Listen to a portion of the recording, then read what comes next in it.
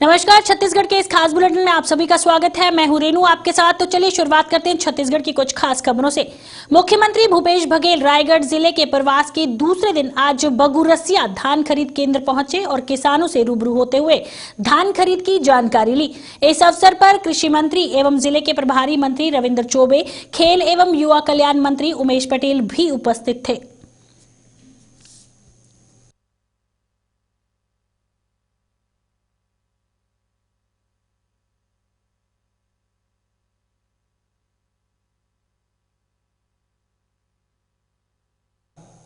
छत्तीसगढ़ में इन दिनों धान खरीद के मुद्दे पर कांग्रेस और भाजपा आमने सामने है।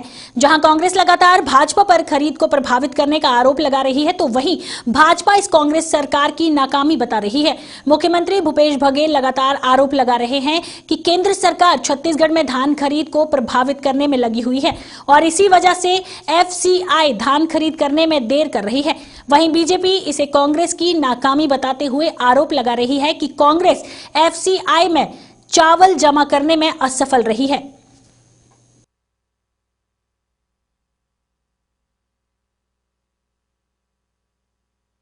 खरीदी को लेकर के छत्तीसगढ़ सरकार के द्वारा राजनीति की जा रही है और लगातार बोरे से लेकर केंद्र सरकार के ऊपर आरोप लगाने में पीछे नहीं है। वास्तविकता यह है कि राज्य सरकार किसानों के धान खरीदना नहीं चाहती और इसलिए केवल आरोप लगाते हैं। ये तो पहली बार ऐसा हुआ है कि एफसीआई में चावल जमा करने की अनुमति आज तक ही नहीं मिला है। आज तक इतिहास में ऐसा कभी नहीं हुआ था, ये फर्स्ट टाइम है। लेकिन क्यों हम लोग सारी स्थिति स्पष्ट कर दी है। हम फिर से अधिकारी, कल भी पीयूष गोयल से बात हुई तो अधिकारियों से जानकारी देने की बात कही।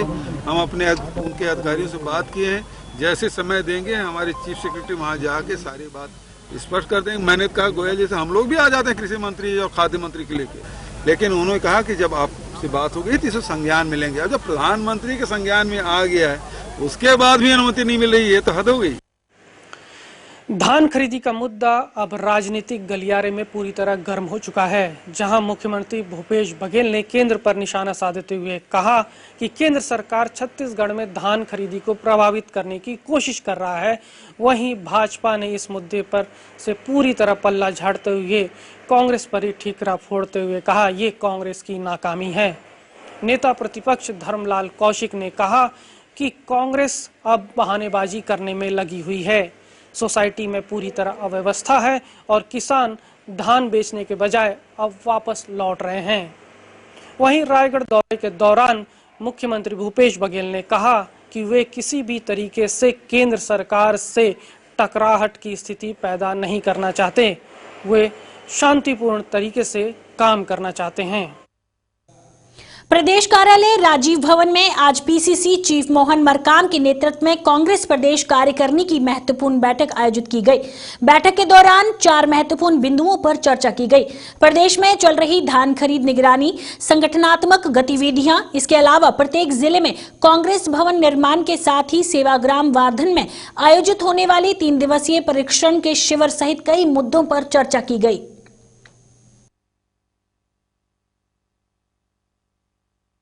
प्रदेश कार्यकारिणी की और जिला अध्यक्षों की महत्वपूर्ण बैठक आयोजित की गई है, जिसमें जो केंद्र सरकार छत्तीसगढ़ के साथ लगातार सौतेला व्यवहार कर रहा है।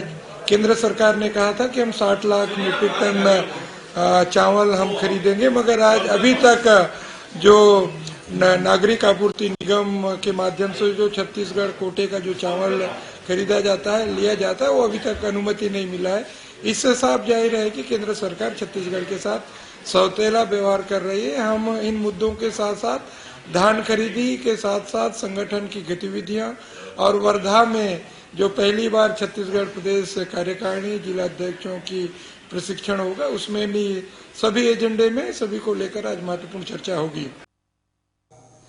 आजादी के 70 सालों बाद भी अभी भी कई राज्य बिजली से जूझ रहे हैं। छत्तीसगढ़ देश का पहला राज्य है जो हाईटेक मोबाइल ऐप के जरिए बिजली की समस्या को सुलझा रहा है। भूपेश सरकार ने योजना मोर बिजली बिल ऐप के जरिए बिजली संबंधित 90% तक समस्या को घर बैठे निराकरण किया जा रहा है। देखिए इस रिपोर्ट में। भूपेश बघेल के हाथों मोर बिजली बिल ऐप 6 अक्टूबर 2020 को लॉन्च हुआ था, जिसके बाद छत्तीसगढ़ देश का ऐसा पहला राज्य बन गया है जहां विद्युत वितरण कंपनी द्वारा उपभोक्ताओं को घर बैठे विद्युत संबंधित जानकारी और समस्याओं का निवारण मोबाइल ऐप के जरिए यहां पर मुहैया कराया जा रहा है। कांग्रेस प्रवक्ता ने कहा कि छोटी मोटी बिजली संबंधी जो समस्याएं हैं उनके लिए बार बार दफ्तर के चक्कर लोगों को काटने पड़ते थे, मगर अब इस ऐप के जरिए उपभोक्ताओं की समस्याओं का तुरंत निवारण किया जा रहा है।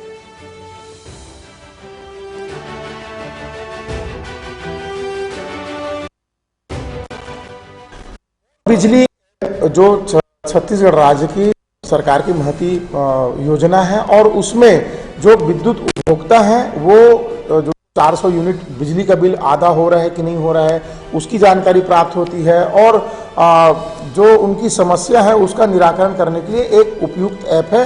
आप उसमें यह देख सकते हैं कि साल भर में आपको बिजली के बिल में कितने प्रतिशत की छूट मिली है, कितना पैसा आपका कमी हुआ है और इसका मुख्यमंत्री माननीय भूपेश बघेल की सरकार ने मोर बिजली ऐप लॉन्च कर बिजली उपभोक्ताओं को घर बैठे सुविधा प्रदान की है। इस ऐप के माध्यम से बिजली विभाग संबंधित 16 समस्याओं का निराकरण घर बैठे बिजली उपभोक्ता करा रहे हैं। देश की पहली राज्य है जहां बिजली उपभोक्ताओं को ऐप के माध्यम से सुविधा प्रदान की जा रही है। इस ऐप के माध्यम से बिजली के बिल भरना हो, बिजली विभाग संबंधित अन्य समस्याएं हो या बिजली विभाग में मीटर बदलने का मामला हो। अब मोर बिजली बिल ऐप के जरिए छोटी मोटी समस्याओं के लिए लोगों को अब दफ्तर का चक्कर नहीं काटना पड़ेगा, बल्कि उपभोक्ता के लिए मोबाइल ही बिजली दफ्तर बन गया है। इसका लाभ प्रदेश के लाखों लोगों को मिल रहा है। हाईटेक छत्तीसगढ़ बनाने में आप देखिए किस तरह से सरकार काम करती हुई नजर आ रही है। Bureau report. देश में अनुसूचित जाति वर्ग में गरीब बच्चे जो पढ़ना चाहते हैं और जो पढ़ नहीं पाते, उन बच्चों के लिए केंद्र मंत्रिमंडल ने बड़ा फैसला किया है। ऐसे बच्चों की पढ़ाई के लिए केंद्र सरकार ने 34,000 करोड़ से ज्यादा राशि का प्रावधान किया है। ये बात सांसद सुनील सोनी ने अनुसूचित जाति से संबंधित छात्रों के लिए मेट्रो कोत्तर छात्रवृत्ति की जानकारी देते हुए बताया।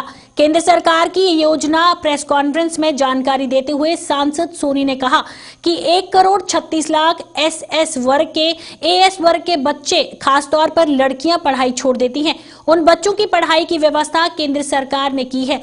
मोदी सरकार का मानना है कि इस वर्ग में ज्ञान के जरिए रोशनी आएगी। सभी बच्चे शिक्षित हों, तभी जाकर ये आत्मनिर्भर भारत जो है इसका सपना हमारा पूरा होगा। हर वर्ग के लोगों की उसके अंदर में भागीदारी हो, इसके लिए केंद्रीय मंत्रिमंडल की बैठक में एक फैसला लिया कि जो मैट्रिक के बाद में जो बच्चे पढ़ाई छोड़ देते हैं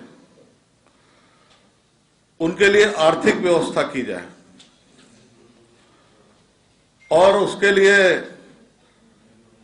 लगभग 35,534 करोड़ रुपए का आने वाले 5 साल के लिए व्यवस्था की।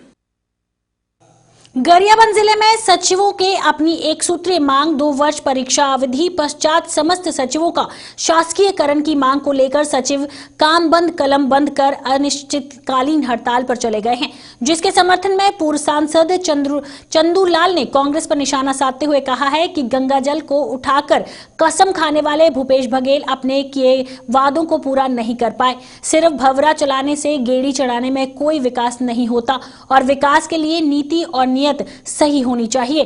अगर नियत सही रहती तो आज कर्मचारियों को हड़ताल पर बैठने की जरूरत नहीं पड़ती। भूपेश बघेल की सरकार से आज छत्तीसगढ़ के सभी लोग अपने आप को ठगा महसूस कर रहे हैं।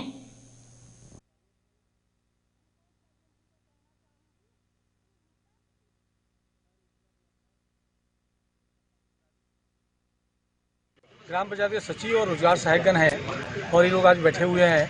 निश्चित रूप से इनका मांग जायज़ है, उस सभी मांग का हम समर्थन करते हैं और उसी के चलते आज जो बैठे हुए बेचारे इनके बीच में आकर के हम इसके भागीदार बने और कहा कि इनका मांग जायज़ होने के कारण से पूरा अति शीघ्र पूरा किए करें और भूपेश बघेल को हम संदेश भी देते हैं।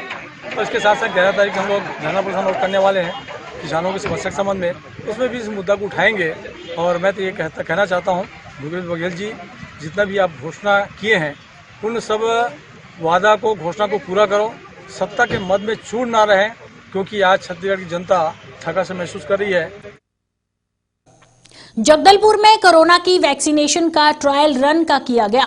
बसंतर जिले के जगदलपुर लोकापाल धरबा टीकाकरण के 3 केंद्र बनाए गए थे। प्रत्येक केंद्र में 25-25 लोगों को टीकाकरण किया गया।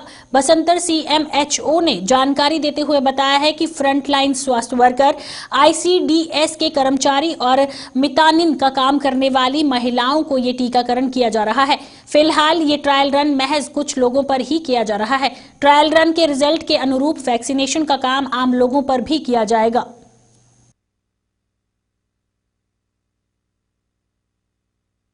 जैसे हम लोग कोविड वैक्सीनेशन का मॉक ड्रिल करने जा रहे हैं शासन के निर्देशानुसार। हमने जगदलपुर के लिए बस्तर हाई स्कूल जो सेंटर है उसको वैक्सीनेशन केंद्र के रूप में चुना है और यहाँ पर हमारा मॉक ड्रिल होगा आज। इसमें हम लोग एक सेंटर के लिए 25 हितग्राही का कोविन ऐप के माध्यम से चयन किया गया है शासन से। इसी तरह से और तोकापाल में भी तोकापाल हाई स्कूल सेंटर है टीकाकरण केंद्र, और डोडरेपाल विकासखंड दरभा के अंतर्गत इस तरह से 3 सेंटर हम लोग मॉक ड्रिल के लिए चुना गया है। सर, किन्हें पहले लगाया जा रहा है, कौन से पंक्ति के लोग हैं? हाँ, इसमें जो फ्रंट लाइन स्टाफ है जिसमें हेल्थ, ICDS और मितानिन के जो स्टाफ हैं उनको चुना गया है। मारवाही वन मंडल की उड़ान दस्ता टीम ने चीतल की खाल के साथ 2 आरोपियों को गिरफ्तार करके पेंड्रा थाना के सुपुर्द कर दिया। उड़न दस्ता प्रभारी DPS तनवर ने बताया है कि उन्हें फोन के जरिए जानकारी प्राप्त हुई थी कि जिस पर उन्होंने उच्च अधिकारियों को अवगत करवाया, जिसके बाद DFO के निर्देशानुसार तत्काल टीम गठित कर बचरवार के निवारापुरा पहुंच मामले की जांच पड़ताल के दौरान खेत में बने पंप हाउस में तलाशी के दौरान एक चीतल की खाल बरामद हुई। उड़न दस्ता की टीम ने चीतल की खाल को जब्त करते हुए दोनों आरोपियों को पेंड्रा थाने के सुपुर्द कर आगे की कार्रवाई में जुट गए।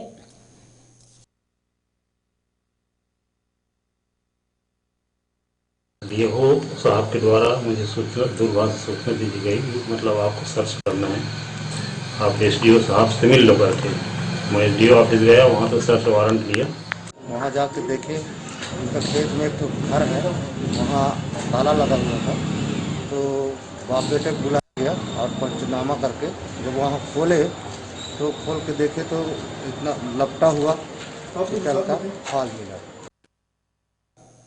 छत्तीसगढ़ के इस बुलेटिन में फिलहाल इतना ही। देश और दुनिया की तमाम खबरों के लिए बने रहिए JK 24/7 न्यूज के साथ।